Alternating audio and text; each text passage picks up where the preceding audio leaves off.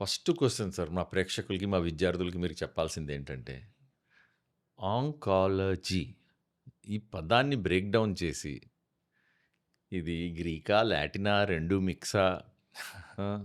దీని పుట్టుపూర్వోత్తరాలు ఒకసారి ఎక్స్‌ప్లెయిన్ చేయండి. ఎందుకంటే మనం ఏం చేసినా గాని, మనం ఎట్లా చేస్తామంటే 101 ఆఫ్ ఆ సబ్జెక్ట్ మొత్తం వాళ్ళకి అర్థమయ్యి, కన్‌ఫ్యూజ్ కాకుండా, మిత్స్‌లోకి పడకుండా, పుకార్లకు పడకుండా ఉండేట్టు మనం ఎడ్యుకేషన్ చేస్తాం మన ఛానెల్‌లో. సో, అందుకోసం మనం ఆంకాలజీ గురించి మొదలుపెడదాం సార్. రైట్. ఆంకాలజీ అనేది బేసికలీ 2 వర్డ్స్‌ని కాంబినేషన్ అనమాట. ఓకే. బేసికలీ ఆలజీ అని ఎక్కడన్నా వస్తే మాత్రం it is study. Okay. Basically A subject అయినా స్టడీ చేస్తుంటే ఆలజీ అనే వర్డ్ వస్తుంది. ఓకే. సో, మెడికల్‌లో మీరు ఎక్కడ ఆలజీ వచ్చినా it has to be related to some organ. హుహు. బట్ ఆంకో అనేది it is not one particular organ. It hmm. Is something like కాదు. It is cancer. Okay. So, cancer గురించి చేసే studies ఏదైతే ఉంటుందో it hmm. Is all oncology. హుహు. And again branches వరకొచ్చేటప్పటికి it is divided into 3 branches. మేజర్‌గా 3 branches. Okay. Support branches ఇంకా చాలా ఉంటాయి. Okay. But treatment point of view నుంచి చూసుకుంటే 3 బ్రాంచులు. Hmm. If surgeon is handling the patient and doing surgery for the cancer, దాన్ని surgical oncology అంటాం. హుహు. Cancer study with the help of surgery అన్నట్టు.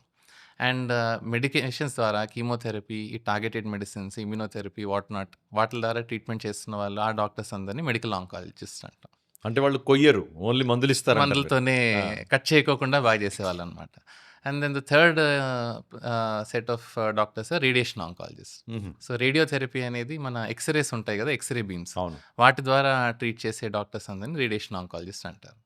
And apart from that they many supportive branches in oncology. Palliative care specialist, pain specialist, psycho oncologist which is important aspect. But in India unfortunately ఇండియన్స్‌కి taboo ఉంటుంది గదా! Psychology, psychiatrist అనేటప్పటికి. So, it is not picked up very much. But that's also very important aspect of it అని. ఇంకోటి nuclear medicine department.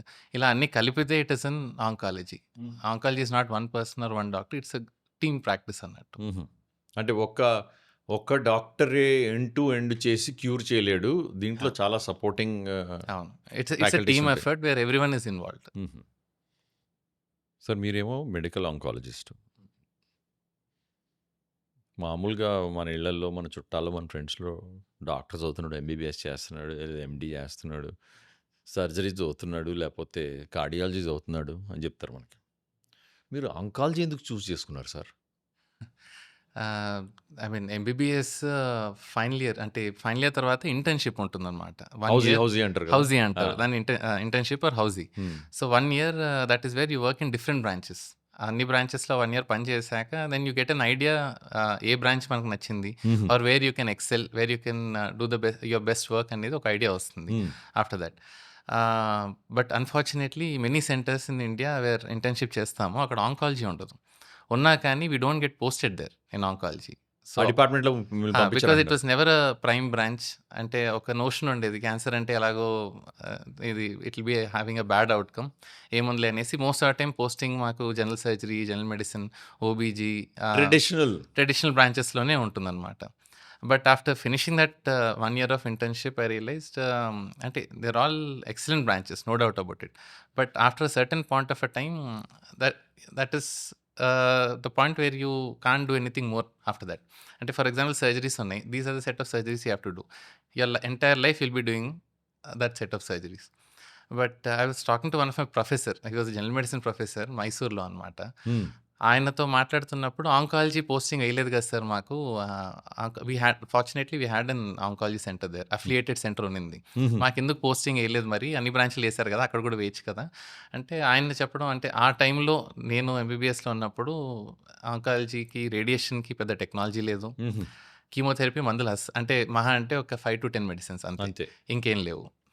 So, ఇప్పుడంత future లేదు దానికి. And ఉన్న medicines కూడా సైడ్ ఎఫెక్ట్స్ ఎక్కువగా ఉంటాయి. And even patients are also not very happy taking the treatment. అలా స్టేట్‌లో ఉంది ఇప్పుడు here. And that is why usually we don't post. అక్కడికెళ్ళినా గాని it's a very complicated branch. First thing what you told. హుహు.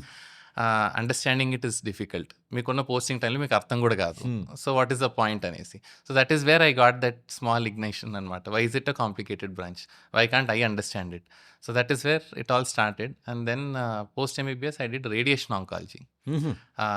as my MD. So, radiation oncology అంటే కొద్దిగా ఆ! చెప్పండి సార్ మాకు. ఆహా! మాకు మీరు గట్టిగా తెలుగులో చెప్పాలి. యాహ్! షూర్. రేడియేషన్ ఆంకాలజీ అంటే బేసికల్లీ రేడియేషన్ ద్వారా క్యాన్సర్ ట్రీట్ చేయడం. ఈ రేడియేషన్ ఎలా వస్తుందంటే ఎక్స్‌రేలు. చాలా చోట్ల కరెంట్ ట్రీట్మెంట్ అంటుంటారు ఓహ్! అవునా? పల్లెటూరులో. బట్ అది కరెంట్ ట్రీట్మెంట్ కాదు. ఎక్స్‌రే ఏదైతే ఉంటుందో రెగ్యులర్ ఎక్స్‌రే కాకుండా ఈ మెషిన్‌లో ఇంకొంచెం హై పవర్ ఎక్స్‌రేస్ వాడతారు.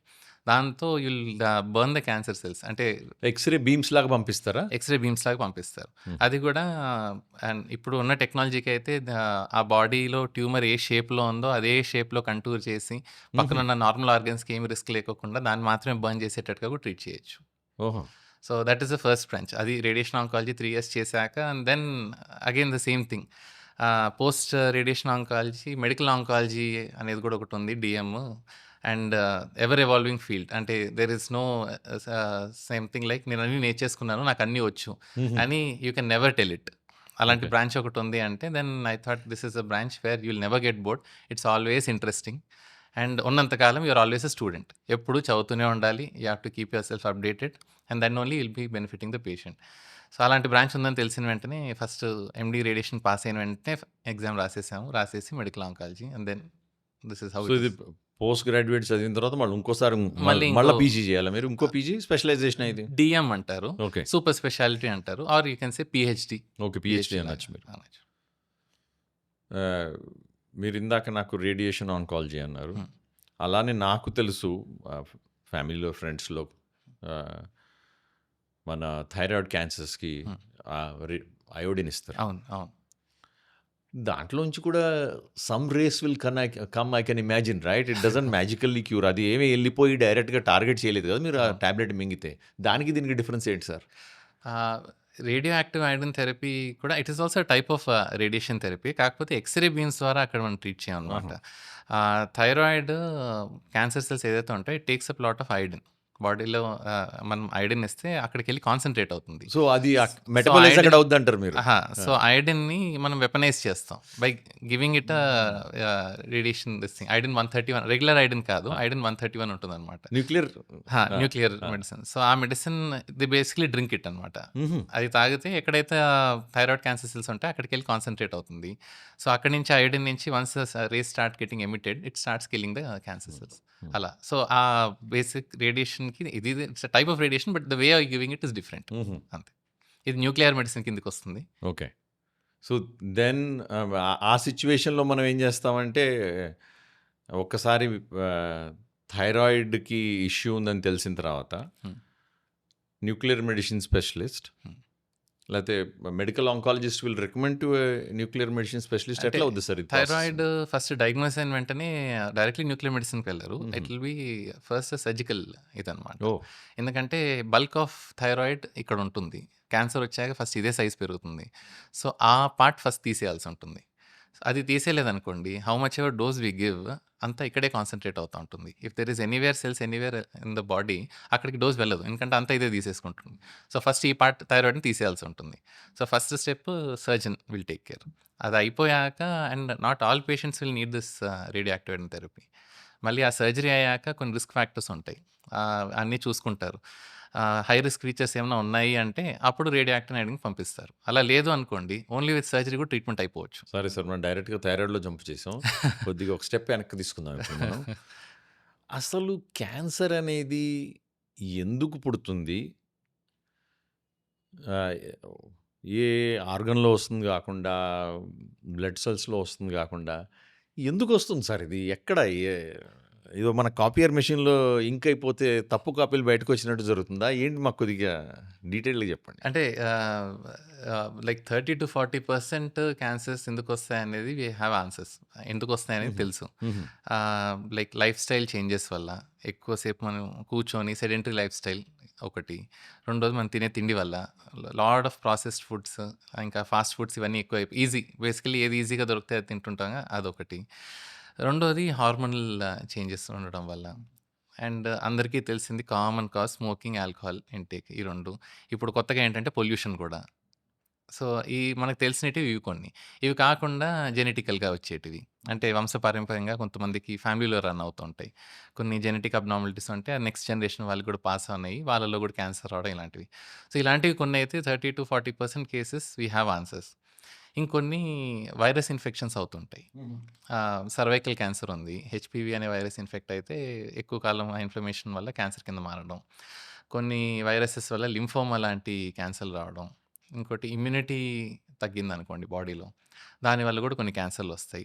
సార్కోమాస్, లింఫోమాస్ ఇవన్నీ. So, with all these things ఇప్పుడుకున్న రిసర్చ్‌కైతే కొన్ని కనుక్కున్నాము. ఆల్‌మోస్ట్ 1/3 to 2/3 కేసెస్ కనుక్కున్నాం. బట్ ఇంకా చాలా వరకు కేసెస్ ఎందుకొస్తాయి we don't have answers. So, that we say it is fate. ఎందుకొచ్చిందా we do not know. But it is there. We have to treat it అంతే.